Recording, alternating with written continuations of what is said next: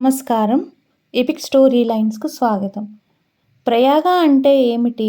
అసలు పంచప్రయాగల విశిష్టత ఏమిటి? అనేది ఒకసారి మనం తెలుసుకుందాం. ప్రయాగ అంటే సంగమం. నదులు సంగమించే పవిత్ర స్థలం. అంటే నదులు లేక నీటి ప్రవాహాలు ఒకదాని తర్వాత మరొకటి కలిసిపోయే ప్రదేశం అని కూడా అర్థం. కేదార్నాథ్, బద్రీనాథ్ వెళ్ళే మార్గంలో పంచప్రయాగలు అని చెప్పబడే 5 పవిత్ర ప్రదేశాలు ఉన్నాయి. అవి విష్ణుప్రయాగ, నందప్రయాగ, కర్ణప్రయాగ, రుద్రప్రయాగ, దేవప్రయాగ. ఈ 5ంటిని కలిపే పంచప్రయాగలు అని పిలుస్తారు. ఈ క్షేత్రాలు మోక్షప్రదాతలని కూడా నమ్మకం. విష్ణుప్రయాగ బద్రీనాథ్ నుండి దక్షిణంగా 38 కిలోమీటర్ల దూరంలో విష్ణుప్రయాగ ఉంది. విష్ణుప్రయాగకు తూర్పుగా కొంత దూరంలో నితి అనే ఒక లోయ ప్రదేశం ఉంది. ఆ లోయలో ఉన్న కొండ శిఖరాల మీద నుండి వాలుగా జారిపడిన నీరు ఒక నది ప్రవాహంగా మారిన ధౌలీగంగ అనే పేరుతో పడమటి దిక్కుగా ప్రవహిస్తూ వచ్చి విష్ణుప్రయాగ దగ్గర అలకనందా నదిలో కలుస్తుంది. విష్ణుమూర్తి వీరనారాయణ రూపం ధరించి తపస్సు చేయడానికి బద్రీకావనం వెళుతూ ఈ సంగమం దగ్గర కొంతకాలం ఉండి తపస్సు చేశాడట. అందువల్ల ఈ పవిత్ర ప్రదేశానికి విష్ణుప్రయాగ అనే పేరు వచ్చింది. ఇక్కడ ఒక పురాతన ఆలయం కూడా ఉంది. అందులోని దైవం కూడా శ్రీ మహావిష్ణువే. నందప్రయాగ బద్రీనాథ్ నుండి సుమారు 106 కిలోమీటర్లు దక్షిణ భాగాన నందప్రయాగ ఉంది. ఇక్కడికి ఈశాన్యంగా 75 కిలోమీటర్ల దూరంలో నందాదేవి పర్వత శిఖరం ఉంది. ఆ శిఖరం చుట్టూ ఉన్న పర్వతాల మధ్య ఒక మంచులోయ ఉంది. ఆ లోయలో నుండి నందాకిని అనే చిన్న నది పడమటి దిక్కుగా ప్రవహిస్తూ వచ్చి అలకనందా నదిలో కలుస్తుంది. నందాదేవి శిఖర ప్రాంతంలో జన్మించిన కారణంగా దీనిని నందాకిని అని పిలువబడుతుంది.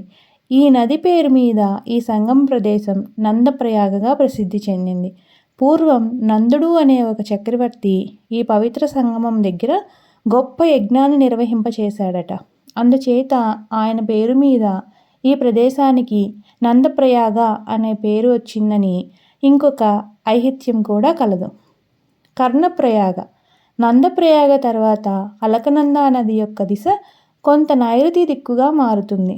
నందప్రయాగ తర్వాత సుమారు 22 కిలోమీటర్ల దూరంలో అంటే బద్రీనాథ్ నుండి 120 కిలోమీటర్ల దూరంలో కర్ణప్రయాగ ఉంది. ఇక్కడి నుండి తూర్పుగా 100 కిలోమీటర్ల దూరంలో ఉన్న ఒక మంచు లోయలో నుండి పిటరగంగ అనే ఒక నది ప్రవహిస్తూ వచ్చి ఆ నది అలకనందా నదిలో కలుస్తుంది. ఈ 2 నదుల సంగమం వద్ద మహాభారత కథలోని కర్ణుడు సూర్యభగవానుని గూర్చి గొప్ప తపస్సు చేసి ఆయన నుండి కవచకుండలాలు పొందాడని ఇక్కడి స్థల పురాణం.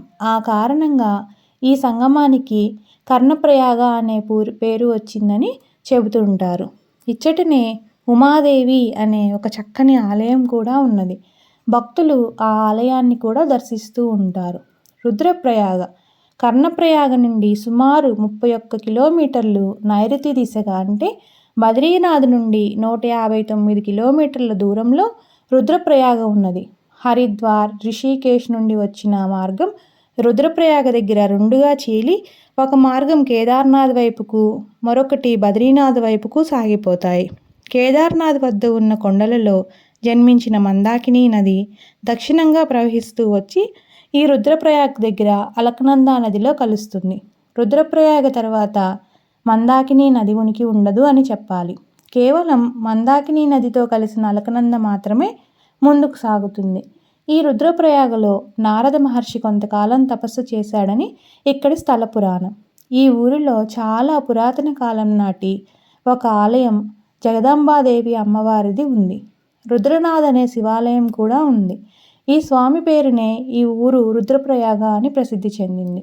దేవప్రయాగ ఉత్తరాఖండ్లోని టెహ్రీ గర్వాల్ జిల్లాలో సముద్ర మట్టానికి 2723 అడుగుల ఎత్తులో ఉన్న ఒక ప్రసిద్ధ పట్టణమే దేవప్రయాగ. ఉత్తరాంచల్ రాష్ట్రంలోని హృషికేశ్ నుండి 70 కిలోమీటర్ల దూరంలో బద్రీనాథ్ వెళ్ళే దారిలో ఈ క్షేత్రం ఉంది. ఈ పట్టణానికి ఇక్కడ నివసించిన ఒక ప్రఖ్యాత హిందూ యోగి దేవ్ శర్మ పేరు పెట్టారు. 108 దివ్య తిరుపతులలో ఒకటిగా ప్రసిద్ధి చెందిన ఈ క్షేత్రంలో కేదార్నాథ్లో పుట్టిన మందాకిని నది, బద్రీనాథ్ కొండల్లో పుచ్చిన అలకనందా నది, గంగోత్రిలో పుట్టిన గంగా నది, ఈ 3 నదులు ఇచ్చట కలుస్తూ ఉంటాయి. త్రివేణి సంగమంగా కూడా పవిత్రమైన ఈ పుణ్యక్షేత్రం శ్రాద్ధ కర్మలకు ప్రసిద్ధి చెందింది. బ్రహ్మచర్య వ్రతంతో 4 నెలల కాలం ఇక్కడ అష్టాక్షరీ మంత్రాన్ని జపిస్తే మోక్షప్రాప్తి కలుగుతుందని శివుడు నారదునితో చెప్పినట్లు స్కాంద పురాణంలో వివరించినట్లు చెప్తున్నారు. ఈ దేవీ ప్రయాగ దగ్గర గంగోత్రి నుండి వచ్చిన భాగీరథి నది గంగా నదిలో కలిసిపోతుంది. దేవప్రయాగ తర్వాత ఉండే ప్రవాహం గంగా నది అనే పేరుతో పిలువబడుతుంది.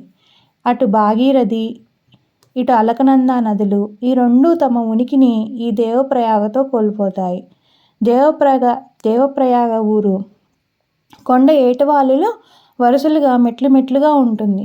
పురాణాల ప్రకారం ఇక్కడ శ్రీరాముడు మరియు అతని తండ్రి అయిన దశరథ మహారాజు తపస్సు చేశారట.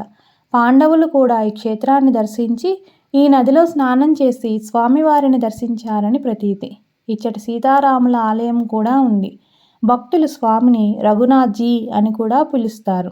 ఆ ఆలయానికి వెనక వైపున హనుమాన్ ఆలయం కూడా ఉంది.